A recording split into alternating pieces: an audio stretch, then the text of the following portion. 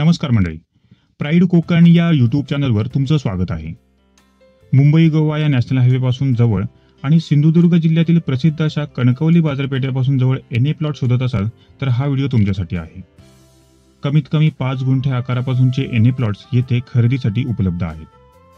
प्रत्येक प्लॉटला वीज, पाणी, रस्ता, चिरेबंदी कंपाऊंड वॉल या सोयी येथे करून दिल्या जात आहेत. जागेच्या चहूबाजूला सुंदर असा व्हॅली व्ह्यू येथून दिसतो.